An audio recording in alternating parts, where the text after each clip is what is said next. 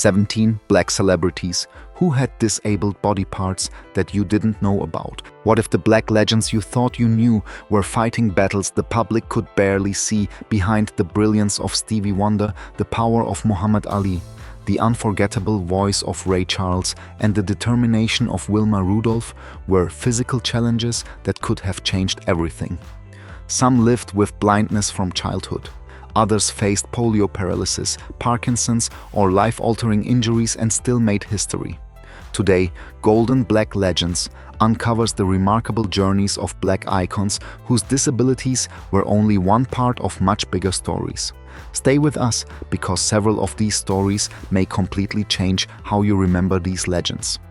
Before we begin, subscribe to Golden Black Legends and comment below which black legend has inspired you most and why. Stevie Wonder. Imagine entering a world you could not see and then spending a lifetime creating music that helped millions of people see it differently. That is the extraordinary story of Stevie Wonder, one of the most celebrated black musicians in American history. Born Steveland Hardaway Judkins in Saginaw, Michigan in 1950. Wonder was 6 weeks premature. He developed retinopathy of prematurity and lost his sight during infancy. Yet blindness never prevented music from becoming his language.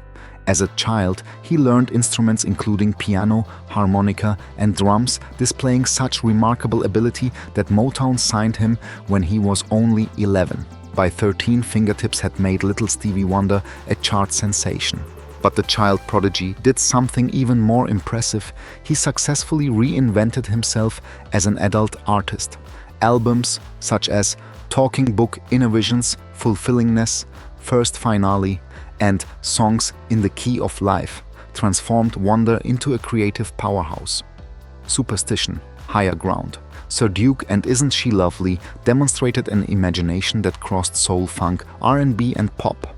His achievements are staggering. Through the 2026 Grammy Awards, Wonder has accumulated 25 Grammy wins and 75 nominations. He also became one of the rare artists to win Album of the Year 3 times. Beyond entertainment, he used his influence for humanitarian causes and played an important role in the campaign to establish Martin Luther King Jr.'s birthday as a U.S. federal holiday. Now 76, Stevie Wonder's story should never be reduced to blindness. His disability is part of his life, but not the definition of his achievement. The greater story is what he created: decades of music without allowing a world designed largely for sighted people to dictate the boundaries of his imagination. Stevie Wonder could not see the spotlight, but for generations his music became one. Curtis Mayfield. For Curtis, Mayfield music had always been about moving people forward. Then, in a horrifying moment in 1990, an accident took away his ability to move much of his own body. What followed became one of the most remarkable final chapters in soul music history. Born in Chicago in 1942, Mayfield developed his musical gifts early and eventually became a defining voice of the Impressions. During the Civil Rights era, songs such as Keep on Pushing and People Get Ready carried messages of dignity, perseverance, and social change. After beginning his solo career, Mayfield pushed even further. His 1972 Superfly soundtrack combined irresistible soul and funk with an unflinching examination of drugs, poverty, and inner-city life. Then everything changed. In August 1990, Mayfield was performing at an outdoor concert in Brooklyn when a lighting structure fell and struck him. The accident caused a catastrophic spinal injury, leaving him paralyzed from the neck down. He could no longer play guitar, the instrument that had accompanied him through decades of creativity. But remarkably, the music did not end. Mayfield continued writing, singing, and producing. His determination culminated in New World Order, released in 1996, 6 years after the accident. The album later received a Grammy nomination for Best R&B Album, while its title track earned another nomination. Recognition continued to arrive. Mayfield received the Grammy Legend Award in 1994 and Lifetime Achievement Recognition in 1995. He was also inducted into the Rock and Roll Hall of Fame twice with the Impressions and later as a solo performer. Curtis Mayfield died on December 26, 1999 at 57. His final years changed his body, but they never erased his artistic voice.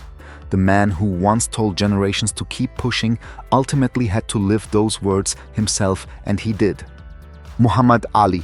Muhammad Ali spent much of his life proving that speed, confidence, and courage could transform a young boxer from Louisville into a worldwide icon. Born Cassius Marcellus Clay Jr. in 1942, he captured light heavyweight gold at the 1960 Rome Olympics.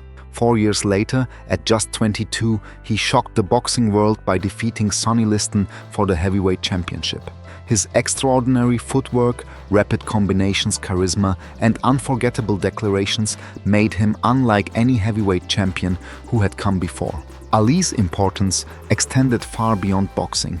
After converting to Islam and changing his name, he became an outspoken public figure during an intensely divided period in American history. His refusal to be inducted into the US military during the Vietnam War cost him crucial years of his boxing career. Yet he returned, producing legendary contests against Joe Frazier and George Foreman, and ultimately retiring with a professional record of 56 victories and 5 defeats. Then Ali faced a very different challenge. In 1984, 3 years after his final fight, he was diagnosed with Parkinson's syndrome. His speech and movement became increasingly affected, but he remained visible in public life. Perhaps no image captured that courage more powerfully than the 1996 Atlanta Olympics, when Ali, his hands visibly trembling, lit the Olympic cauldron before a worldwide audience. Ali also devoted considerable attention to humanitarian causes and Parkinson's awareness. He died on June 3, 2016 at age 74. The champion who once dazzled audiences with incredible speed eventually moved much more slowly, but Parkinson's never erased his identity or accomplishments. Muhammad Ali's final decades revealed another kind of strength, the ability to remain present, influential, and unmistakably himself, even when his body could no longer move like the greatest. Ray Charles. Ray Charles could not see the crowds standing before him, but few musicians ever possessed a greater ability to reach them emotionally. Born Ray Charles Robinson in Albany, Georgia, in 1930, he endured extraordinary hardship during childhood. His younger brother George died when Ray was still very young, and Ray gradually lost his eyesight, becoming completely blind around the age of 7. He later attended the Florida School for the Deaf and the Blind in St. Augustine, where he developed his musical abilities. Charles learned to read and compose music in Braille and became proficient on piano and other instruments. Eventually, he created a sound that refused to remain inside traditional boundaries, combining gospel, blues, jazz, rhythm and blues, pop and country influences into something unmistakably his own. During the 1950s and 1960s, songs including I Got a Woman, What Did I Say, Georgia on My Mind, Hit the Road, Jack and I Can't Stop Loving You helped turn him into an international star. His 1962 album, Modern Sounds in Country and Western Music, was particularly significant, demonstrating that a black artist could reinterpret country music while challenging assumptions about musical categories and audiences. Charles received numerous honors during his lifetime and was inducted into the Rock and Roll Hall of Fame as part of its inaugural class in 1986. His version of Georgia on My Mind was designated Georgia's official state song in 1979. Ray Charles died on June 10, 2004 at 73. His blindness was an important reality of his life, but it should never overshadow the scale of his artistry. He was not remarkable simply because he succeeded without sight. He was remarkable because his imagination transformed American music, and generations of performers are still following the paths he helped open. Wilma Rudolph. Before Wilma Rudolph became one of the fastest women in the world, walking without assistance had once seemed uncertain. Born prematurely in Tennessee in 1940, she experienced several illnesses during childhood, most significantly polio, which affected her left leg. She underwent years of treatment and wore orthopedic support, while her family helped her through an exhausting recovery. Then came a transformation almost too remarkable for fiction. Rudolph regained mobility, began playing basketball, and discovered an exceptional talent for running. At only 16, she represented the United States at the 1956 Melbourne Olympics, earning a bronze medal as part of the 4x100-meter relay team. That achievement alone would have made her story extraordinary, but her greatest moment was still ahead. At the 1960 Olympic Games in Rome, Rudolph became an international sensation. She captured 3 gold medals, winning the 100 meters, 200 meters, and competing on the victorious 4x100-meter relay team. Her speed and graceful running style made her one of the game's biggest stars, while her achievements carried additional significance as a black woman succeeding internationally during the American Civil Rights era. Rudolph retired from competitive track while still young. Rather than disappearing completely from athletics, she later worked with young people, coached and encouraged future generations. Her journey became a lasting example of how dramatically circumstances can change over a lifetime. Sadly, Wilma Rudolph died from cancer in 1994 at only 54. Her story requires no invented dialogue or exaggerated miracle. The documented reality is powerful enough. A black girl whose childhood was disrupted by polio eventually stood on the Olympic podium 3 times in Rome as a gold medalist. The leg that once required support ultimately carried Wilma Rudolph into sporting history. Harriet Tubman. Long before modern medicine had the language to fully describe traumatic brain injuries, Harriet Tubman lived for decades with the consequences of a devastating head injury. Yet that condition became only one chapter in the extraordinary life of a woman who would become one of the most enduring symbols of freedom in American history. Born enslaved in Maryland around 1822, Tubman endured violence from an early age. As a teenager, she suffered a severe head injury when an overseer threw a heavy metal weight at another enslaved person and struck Tubman instead. According to the National Park Service, the injury caused lifelong effects that included headaches, seizures, and sudden sleeping episodes. At the time, she received little meaningful medical care. But the injury did not prevent Tubman from undertaking extraordinarily dangerous work. After escaping slavery in 1849, she repeatedly returned to Maryland and helped guide other enslaved people toward freedom through the Underground Railroad. Her knowledge, determination, and ability to avoid capture eventually made her one of its most famous conductors. During the Civil War, Tubman served the Union cause in several capacities, including as a nurse, scout, and spy. She was also connected to the Combahee River Raid of 1863, an operation that liberated more than 700 enslaved people in South Carolina. Later in life, Tubman continued advocating for the rights of Black Americans and women. She died in Auburn, New York in 1913. Because her exact birth date remains uncertain, her precise age at death cannot be established with complete confidence. Tubman's disability should never be presented as a sensational secret. It was a documented consequence of the brutality of slavery. What makes her story remarkable is that she carried those lasting physical effects while repeatedly risking her own freedom and her life to help others find theirs.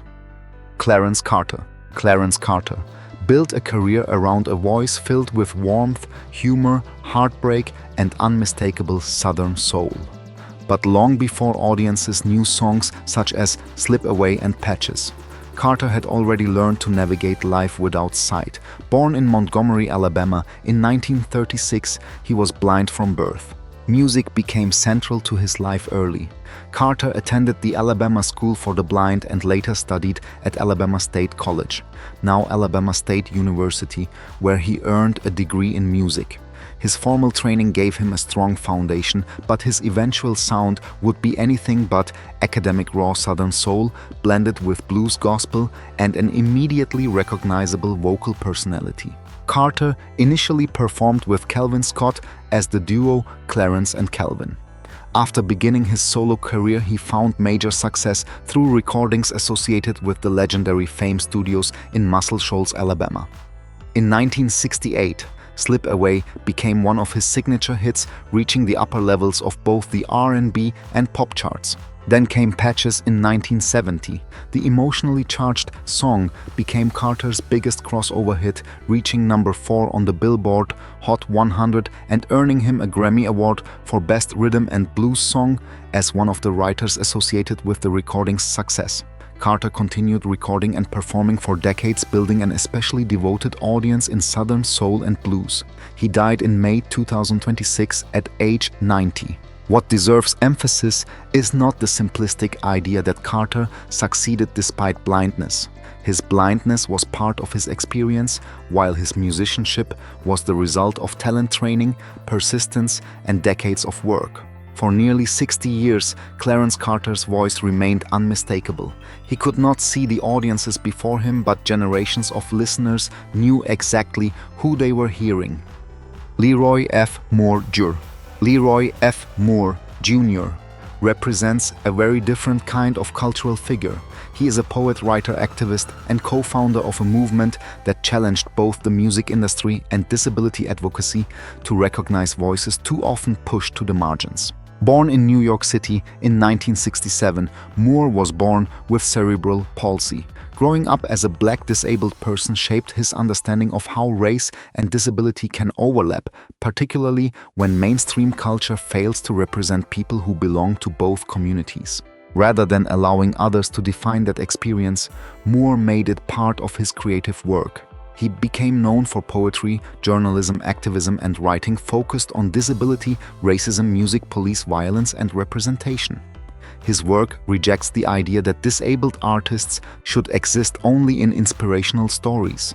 Instead, they should be recognized as creators with their own politics, humor, anger, style, and artistic identities. One of Moore's most important contributions was helping establish Crip Hop Nation, not Cry Hop Nation, as the original transcript incorrectly calls it. The international collective and cultural movement works to promote musicians and artists with disabilities while confronting ableism within entertainment and society. Moore has also been associated with disability justice projects and has written about Black disabled history, an area frequently overlooked in both Black history and conventional disability narratives. As of 2026, Moore is 59. His story differs from those of athletes or musicians whose disabilities emerged after accidents or illnesses. Cerebral palsy has been part of Moore's life from birth, and he has built his work around demanding something more meaningful than sympathy. His message is fundamentally about visibility and power. Black disabled people should not merely be included in someone else's story. They should have the opportunity, resources, and platform to tell their own. Denzel Washington. Denzel Washington is known for commanding the screen with remarkable control, but one small physical difference has followed him since childhood. Born in Mount Vernon, New York in 1954, Washington injured the little finger of his right hand while playing sports as a boy. The injury was not properly treated at the time, leaving the finger permanently bent.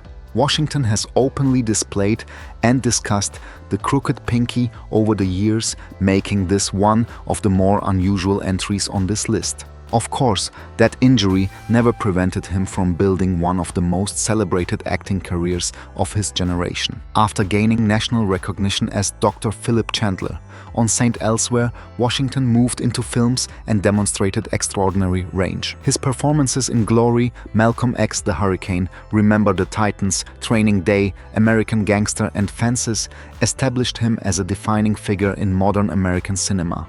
Washington has won 2 Academy Awards, Best Supporting Actor for Glory and Best Actor for Training Day. He has also worked extensively as a director and producer, bringing stories such as Antoine Fisher, The Great Debaters, and Fences to the screen. Now 71, in 2026, Washington remains active decades after his career began. Yet some clarification is important when discussing him alongside people with major disabilities.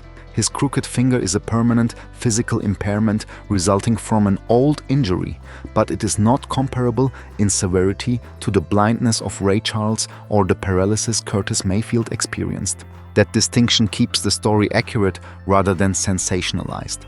Washington's hand may carry a visible reminder of childhood, but what audiences remember most are the performances those same hands helped bring to life. Rahsaan Roland Kirk. Rahsaan Roland Kirk did not merely adapt to blindness, he developed one of the most unconventional musical identities in jazz history. Born Ronald Theodore Kirk in Columbus, Ohio, in 1935, he became blind at a very young age. Music soon became central to his world, and by adulthood, he was transforming the possibilities of the saxophone in ways audiences had rarely witnessed. Kirk was famous for playing multiple wind instruments, sometimes simultaneously. He performed on tenor saxophone, flute, clarinet, and less familiar instruments such as the stritch and manzello. What might have appeared like a stage gimmick in another performer became in Kirk's hands a serious musical technique. Circular breathing allowed him to sustain remarkably long passages, while his performances could move between hard bop, soul, jazz, blues, avant-garde, experimentation, and humor. During the 1960s and 1970s albums, including We Free Kings, Rip Rick, and Panic, The Inflated Tear, and Blackness demonstrated the enormous range of his imagination. He also adopted the name Rahsaan after saying it came to him in a dream. Then another physical challenge arrived. Kirk suffered a major stroke in 1975 that left one side of his body partially paralyzed. Astonishingly, he adapted his instruments and continued performing, learning ways to play primarily with one functioning arm. His determination could not overcome every medical consequence. Rahsaan Roland Kirk died in 1977 at only 41. Blindness alone would have made navigating a professional music career challenging. A stroke made the obstacles greater still. Yet Kirk continued creating until near the end of his life. For listeners discovering him today, the lasting impression should not be disability, but imagination. Kirk heard possibilities other musicians overlooked and then found ways to make the rest of the world hear them too. Marcus Roberts. Marcus Roberts belongs to a generation that proved traditional jazz could remain alive without becoming trapped in the past. Born in Jacksonville, Florida in 1963, Roberts lost his sight during childhood because of glaucoma and cataracts. He began teaching himself piano at an early age before receiving formal musical training, eventually developing into one of the most respected jazz pianists of his generation. His breakthrough came through his association with Wynton Marsalis. Roberts joined Marsalis's band during the 1980s, placing him inside an important movement that brought renewed mainstream attention to acoustic jazz. Yet Roberts soon established an identity that went well beyond being someone else's sideman. As a pianist, composer, band leader, and educator, he became known for drawing from an enormous range of African American musical traditions. Ragtime, stride, piano, blues, gospel, swing, and modern jazz all became part of his vocabulary. Rather than treating these traditions as museum pieces, Roberts connected them through improvisation. His recordings include projects such as The Truth Is Spoken Here, Deep in the Shed, and Gershwin for Lovers. He has also explored major compositions by George Gershwin, including Rhapsody in Blue, while maintaining his distinctive improvisational approach. Roberts eventually became an educator as well, serving on the faculty at Florida State University and passing his knowledge to younger musicians. As of 2026, Marcus Roberts is 63. His story is particularly valuable because it avoids the familiar narrative that blindness automatically needs to be overcome. Roberts built techniques and working methods suited to the way he experiences the world. The result has been a career-spanning performance composition, recording, and education. He cannot read a conventional printed musical score with his eyes, but for decades, Roberts has demonstrated something far more important. Understanding music is ultimately about hearing relationships that other people may miss. Blind Willie McTell. Blind Willie McTell belongs to the generation of black musicians whose recordings helped shape American blues long before the genre received widespread recognition. Born William Samuel McTeer in Georgia, Probably in 1898, McTell was blind from an early age. Historical accounts differ on exactly how much vision he possessed at birth and when complete blindness occurred, so it is safer not to turn uncertain details into dramatic fact. What is certain is that blindness did not prevent him from becoming an exceptionally skilled guitarist, singer-songwriter, and traveling performer. McTell became particularly associated with the 12-string guitar, developing a fluid, sophisticated style that distinguished him from many blues musicians of his era. Beginning in the 1920s, he recorded under his own name and several aliases, performing blues spirituals, ragtime-influenced pieces, and popular songs. Among his best-known compositions is Statesboro Blues, which later reached new generations through recordings by other artists, most famously the Allman Brothers Band. His career unfolded during a difficult period for black musicians. Segregation shaped where performers could travel, work, and live, while the recording industry frequently offered artists limited financial control over their music. Nevertheless, McTell continued performing and recording across several decades, leaving behind work that would become increasingly appreciated after his lifetime. Blind Willie McTell died in 1959 at approximately 61 years old. Because historical sources differ regarding his exact birth date, claims about his precise age should be treated cautiously. Today, his importance reaches far beyond the label blind bluesman. McTell possessed a distinctive voice and remarkable command of the guitar. His recordings preserve the sound of an era while demonstrating how sophisticated early country blues could be. He never lived to see the full extent of his influence, but generations of musicians eventually made certain that blind Willie McTell would not remain forgotten. Donald Galloway. Donald Galloway dedicated much of his life to challenging assumptions about what blind black Americans could accomplish. Unlike entertainers whose fame came through music or movies, Galloway built his legacy through education, advocacy, government service, and the fight for equal opportunities for people with disabilities. Born in 1938, Galloway lost his sight during childhood. Growing up as a black blind person in mid-20th century America meant confronting two powerful systems of discrimination at once. Expectations for disabled people were frequently low, while racial segregation and inequality created additional barriers to education and employment. Galloway refused to accept those limitations. He pursued higher education and eventually became deeply involved in disability rights advocacy. His professional life included work aimed at expanding independent living and employment opportunities, particularly for blind and visually impaired people. One of the most notable chapters of his career came when he served as director of the District of Columbia's Office for the Handicapped, making him an influential black administrator within the disability rights field. He later worked with organizations focused on independent living and advocated nationally for greater inclusion of minorities within disability programs. That intersection became central to his legacy. Galloway argued that disability organizations could not adequately represent their communities while overlooking racial inequality. Likewise, conversations about civil rights could not afford to ignore black people with disabilities. He died in 2011 at age 73. Galloway's story may not be as instantly recognizable as Stevie Wonder's or Muhammad Ali's, but that is precisely why it deserves attention. His achievements happened largely outside the spotlight.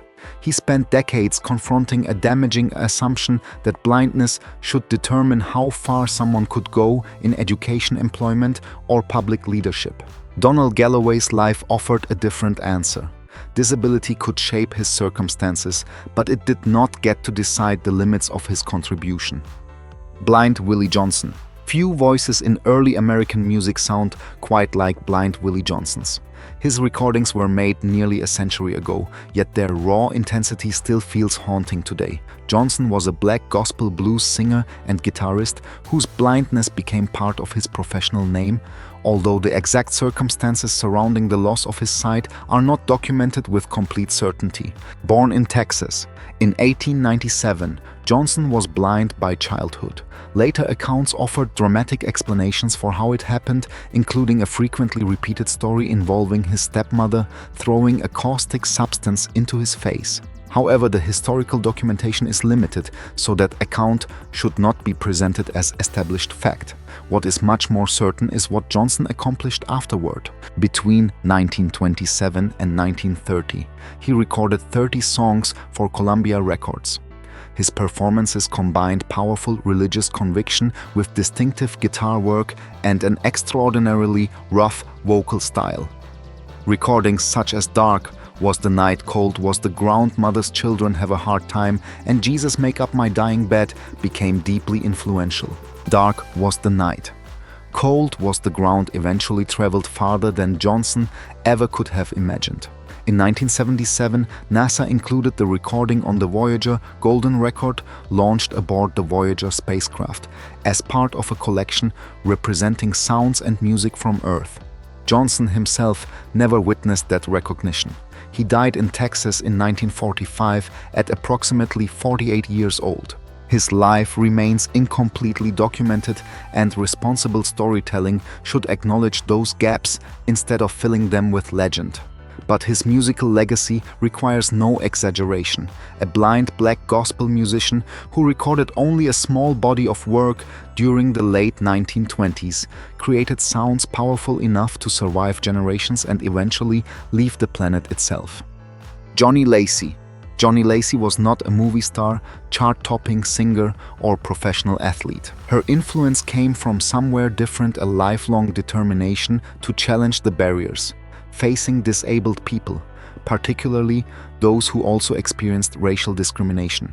Her story deserves recognition because she helped make disability rights inseparable from the broader struggle for dignity and independence. Born in 1937, Lacy contracted polio as a young woman.